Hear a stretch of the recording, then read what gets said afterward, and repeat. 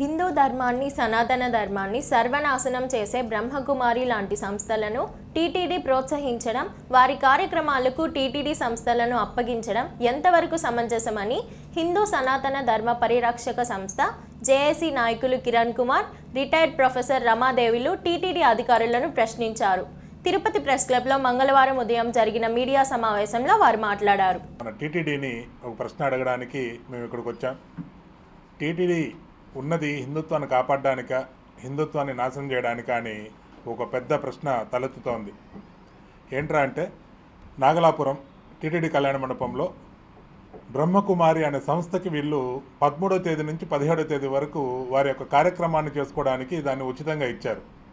అసలు బ్రహ్మకుమారి యొక్క విధి విధానాలు మన టీటీడీ అధికారులకు తెలుసా తెలియదా అని ప్రశ్నించడానికే వచ్చామండి.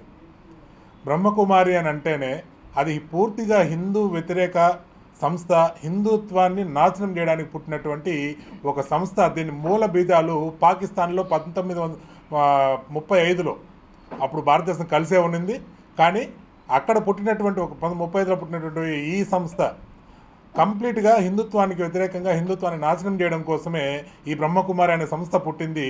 ఆ సంస్థకి మన భారతదేశంలో పునాదులు వేసి, అలాగే ఈ టీటీడీ సంస్థ అలాంటి సంస్థకి ఎందుకు 5 రోజులు ఉచితంగా ఇవ్వాల్సి వచ్చిందో అర్థం కావడం లేదు. ఇక్కడ హిందుత్వాన్ని నాశనం కోరుకుంటున్నటువంటి టీటీడీలో ఉన్న అధికారి ఎవరు బయటపడాలి, ఎందుకు దానికోసం ఇచ్చారు?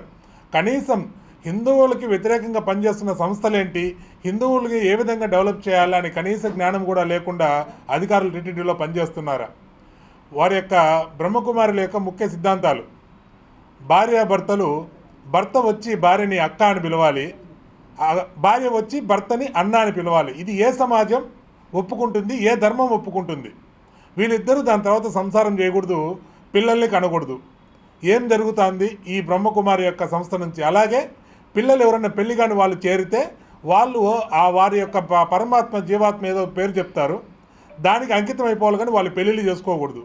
అంటే కంప్లీట్గా ఒక జనరేషన్ తర్వాత హిందుత్వం అనేది లేకుండా ఎరాడికేట్ చేయాలనే ఒక దురుద్దేశంతో పుట్టినటువంటి సంస్థ ఇది కేవలం హిందువుల దగ్గరికి వచ్చి మాత్రమే ప్రచారం చేస్తుంది ఈ బ్రహ్మకుమారి అనే సంస్థ. ఏ చర్చి దగ్గరకో, లేకపోతే మసీద్ దగ్గరకో, లేకపోతే జైనుల దగ్గరకు ఎక్కడికి వెళ్ళదు. కేవలం హిందూ సంస్థలు ఎక్కడున్నాయి, హిందువులు ఎక్కడున్నారు అక్కడికి వచ్చి ఇదంతా మనం చేస్తున్నది పాపము, శరీర సుఖం ఉండకూడదు, జీవాత్మకి ఆ పరమాత్మకి మనం మన శరీరాన్ని ఇచ్చేయాలా అని చెప్పి హిందుత్వాన్ని నాశనం చేయాలనుకునే ఒక సంస్థ ఇది.